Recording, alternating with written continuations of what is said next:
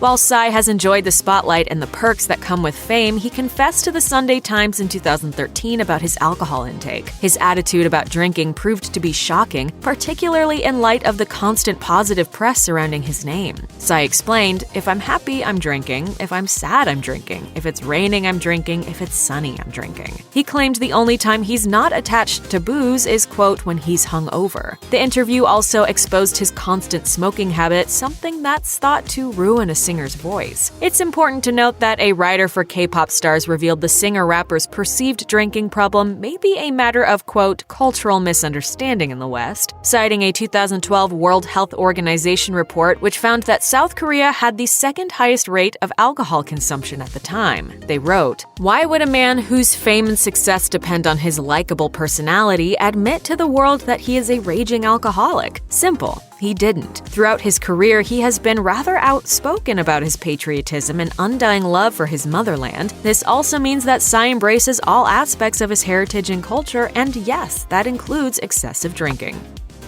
When Psy was interviewed by the Daily Beast in 2017, tensions between North and South Korea were at a high. Kim Jong-un was ramping up his anti-South and anti-American rhetoric at the time, so the North Korean leader inevitably came up during the conversation. Psy refused to be drawn into a political debate, telling the website that he wanted everything to be figured out in a, quote, very calm and safe fashion, so tragedies could be avoided. He stated, "As a Korean citizen, I want peace. That's all I can say. I want permanent peace. I want the North and South to be good." It was a sensible response from a man who isn't exactly known for his diplomacy, but it wasn't enough to convince his own government that sending him to the North was a good idea. In 2018, a host of K-pop star crossed the DMZ for a landmark concert in Pyongyang, watched by Kim Jong-un in person. Despite the fact that Gangnam Style is the most successful K-pop song in the US in terms of platinum awards, Psy wasn't invited. A South Korean government rep explained via Korean Portal, "There's an image that this side, North Korea, is imagining, and he would stand out too much from that image." After putting South Korea in the international spotlight, the country tapped Psy to be its tourism ambassador in 2013. Instead of a hefty payday, the music star accepted the minimum payment. Psy's appointment replaced Kenny G, who, oddly enough, was the face of South Korean tourism in 2012. At the time, Psy wasn't a stranger to important duties, as he had held the same honorary title for Seoul's Gangnam District in 2012. His appointment also opened doors for other business deals, most notably his ambassadorship for Asiana Airlines for 2013.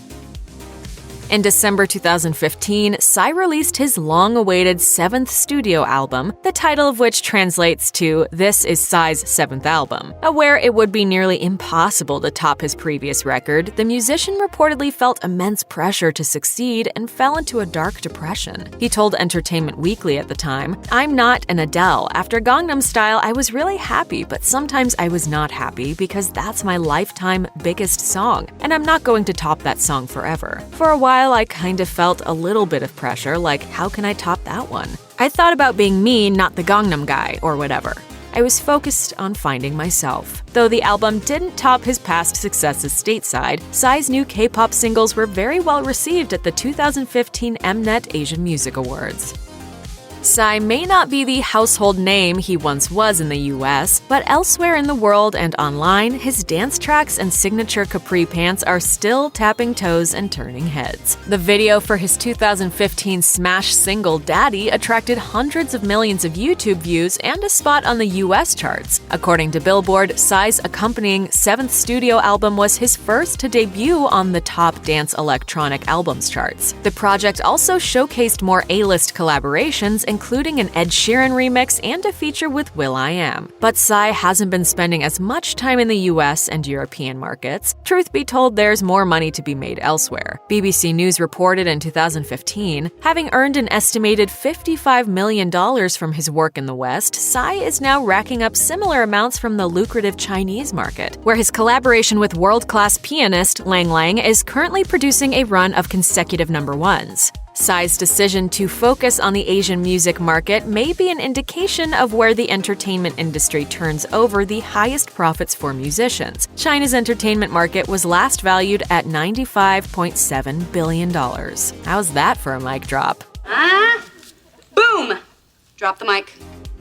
In 2015, NPR reported that the Gangnam Style singer became embroiled in a very public controversy over an experimental coffee shop called Takeout Drawing. Psy used his K-pop fortune to buy an entire building in the Hanamdong neighborhood of Seoul and decided he wanted to renovate and replace the art house cafe within it with a franchise. Choi So-yeon, who owned the cafe, explained, "He's not a good building owner. I like Starbucks too, but it would be good to have different types of cafes, some that manage the space like ours." The battle between Psy and Choi raised fresh concerns about gentrification in South Korea's capital city, but the musician's lawyer claimed that he was being more than fair. Psy's lawyer, K.S. Chong, explained, "Psy wanted them to leave very peacefully. He offered some money to compensate for their moving, but they denied. He was very, very frustrated." In the end, the courts sided with Psy, which would have forced Choi to pack up and get out. According to the Korea Herald, he was ordered to pay Psy around $55,000, but Psy decided to let the business stay after all.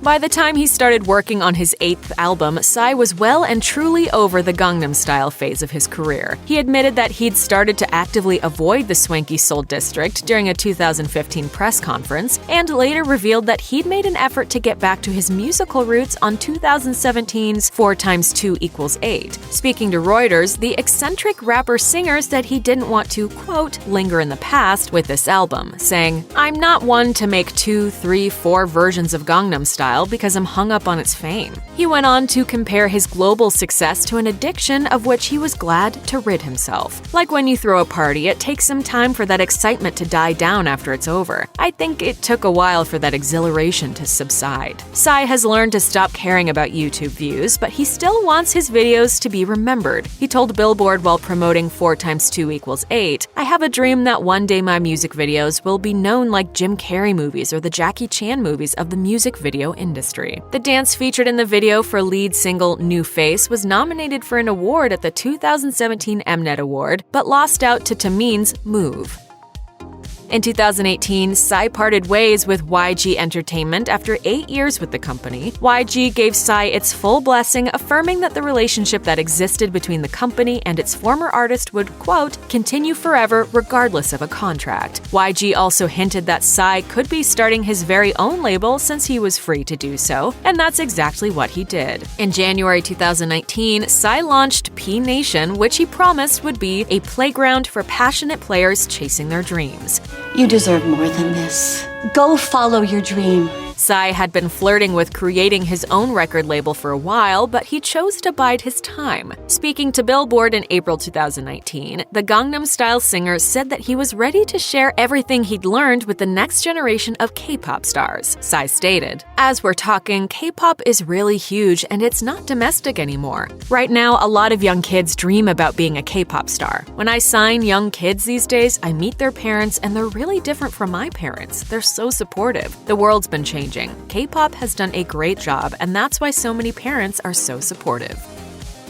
The first artist Psy signed to P Nation was Jessie, a Korean-American idol who was raised in New Jersey. She rose to fame in Korea with appearances on reality TV shows like Unpretty Rap Star, earning a reputation as an aggressive, no-nonsense rapper. She told OSCN, "I can see how people would get scared by the way I came across. However, I'm not really like that. I'm human, so I would lose my temper and get tired, but I also have fun and take care of the younger ones." Psy has seen her more sensitive side and intended to harness that once the pair took on the American market together. While speaking to Billboard, the P Nation founder and CEO hinted that Jessie, whose 2017 single Gucci racked up over 18 million views on YouTube, was capable of making commercial pop music. Psy said, "She raps in English very well. Not right now, but in the near future, I'm thinking of making some good US songs as well. She's from the States and has a lot of global ideas. My job is choosing and concentrating Jessie's big ideas into the best they can be." Psy turned his attention to recruiting some more traditional K-pop idols to his new label. Hyun-ah had already been around the industry for a long time, debuting as part of Wonder Girls in 2007 before joining five-piece girl group 4 Minute. She was able to continue as a solo artist when 4 Minute disbanded, partly because of Gangnam Style. Psy told Billboard, "After Gangnam Style, we were close friends, and I have a habit that if I team up a friend, I imagine how would I work with them. I thought of a lot of projects for Hyun-ah just by myself. Hyun-ah's a great performer. Hyun-ah became a free agent in 2018 when her relationship with label mate Lee-don became public knowledge. Dating was a big no-no in K-pop, so both idols were dropped by Cube Entertainment. The company's loss was Psy's gain as he signed them both. As far as he's concerned, his artists are free to date whomever they like. Psy stated, "They were in love before meeting me. That's a really delicate thing. They are very good-looking. I mean, every idol is very good-looking. They are young, they are so talented, and, it's human nature. If you're good-looking, talented men and women, you're inevitably going to feel good feelings about each other." Check out one of our newest videos right here. Plus, even more Nicki Swift videos about your favorite celebrities are coming soon. Subscribe to our YouTube channel and hit the bell so you don't miss a single one.